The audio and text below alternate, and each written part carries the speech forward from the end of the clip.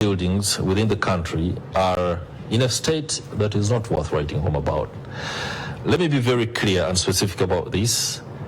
We see buildings that are not yet even 5 years old, but cracks have already begun appearing, and we begin to wonder who did the job. Is it the engineers we should blame? Is it the material we should blame? Or is it the times that people are allowed to get away with building substandard works? Talk to us about that and the general standards environment within the country. Thank you, Chris, for the good work and for having allowed to host us here. As mentioned, my name is Engineer Serunjogi Steven. I'm a structural engineer working with Sasa E-Consults and a former council member of Uganda Institution of Professional Engineers. I've been in this practice for long, and I've seen how work is being done. True, many buildings have developed cracks, and somehow some things are not done as per the specification. What I can say is we are here at least to make the awareness that there are different parties that are involved in whatever we do of our works. We have it in hand. We can't have such an issue. So we have tried hard as UIPE, Uganda Institution of Professional Engineers, together with the Engineers Registration Board, to educate our members and to have them on board, and we are good to go. Thank you. Okay. Talk to us about the National Building Standards Codes 2019, established by the Ministry of Works under Section 46 of the Building Control Act. How is this shaping the sector, and what does it entail exactly?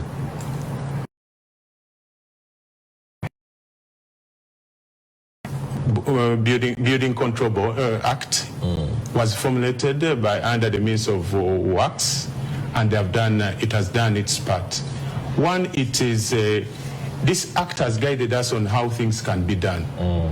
And the first assignment that it was to put up a National Building Review Board, which is now existing, and it has helped us a lot.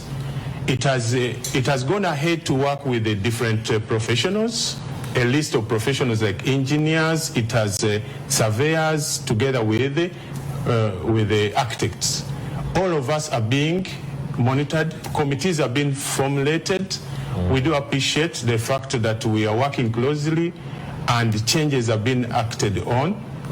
This act is still within our reach. And I wanted to tell you that who is an engineer? An engineer is a person, because not everyone who is called the engineer. We have what they call engineer, and we have whom they call the engineer. Wait a minute. Engineer and engineer. Interesting there. Thank you. The engineer is a person that everyone who is entitled on site, anyone, a builder, a supplier, can be called a engineer. That we are trying to bring it in a Luganda way, or to be called an engineer. But an engineer with the ENG is a professional who went to school for 4 years, practiced for 4 years, and a registered engineer, and that person is able to monitor and supervise, registered by Engineers Registration Board, and you can even go to the website, pick such people to help out in the design and building. Okay. Now, when you talk about, or rather when you take a look at the quality of work that is engineering across the country, there is a lot that is left to be desired. And I do not know where the conversation is, especially within the jurisdiction of engineers, on how to tackle that problem. An engineer does the job, but requires a whole lot more things within the ecosystem, including the quality of the products that are available. When the quality of the products are not the standards required, isn't an engineer, especially a professional engineer, allowed to disengage from that project? Thank you. True. When we are being vetted to be registered as registered engineers, we are given the norms, the do's and the don'ts. Yeah. Where you see that something is contrary to what you were supposed to have, immediately you disengage, as mentioned. However, there are areas where an engineer is sometimes not even involved on any of the project. The developer goes ahead to process the plan and is approved. It comes to when he gets on site, he feels that he can go ahead to use the engineer, that is the builder. The builder comes up and he does the work as a real professional engineer. So in the process, the blame comes back to us that there was an engineer, because the public, it's very hard for the public to know who is the actual professional. To know who is the actual profession. Yeah. Yet, I can tell you, my brother, that we have all whatever it takes. We have real engineers in Uganda. We have a one-stop center at UIPE where you can get any kind of profession. We are being gazetted every year with our numbers. That is right. So developers and the public can easily move to the gazette, pick any of the engineers of their choice, those are the engineers who are gazetted, who are known by the government and who are professional, and they can do for us a good work. Okay. All right. There's something also that we need to ensure that we get clear on how the works of engineers are categorized. I don't know whether categorized is the right word. I'm also trying not to be an engineer.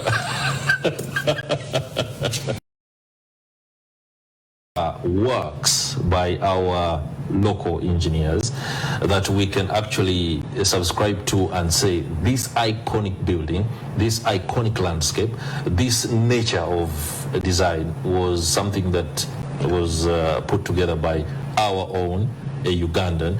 I don't know whether you guys are not doing enough to celebrate yourselves to the extent that we don't have iconic names we can relate to and say this building was built by Mr. Serunjogi, the other landscape, the other landmark was the work of so and so, just like it's done in the West. It could go a long way in ensuring that the work done is appreciated more than being attributed to you when actually it's the Quack engineers who did that work.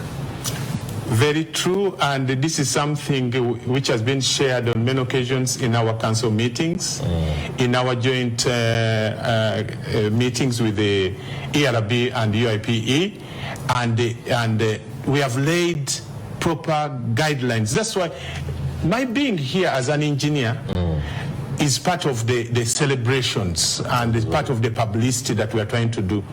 This is last month we had one on another station, and we are continuing as much as possible to publicize it. Look at Centenary Bank along Kampala Road. That was purely done by our Ugandan architects and engineers. Well done and well said. Most of the structures that are being done, I've handled different projects that are around Kampala, and they are shining, as which I can't mention here. We are trying as much as possible to film the process of engineering as other countries, that our engineers can really get to know that a developer shouldn't move out of Uganda to look for a profession of an engineer. Thank you. All right. Thank you very much, Mr. Serunjogi. Any last words before we depart? Thank you so much, presenter. We want to thank you so much for the opportunity given to us. We are here to stay as engineers. We want to tell people we have the best engineers at our one-stop center, UIPE institution in Chambogo.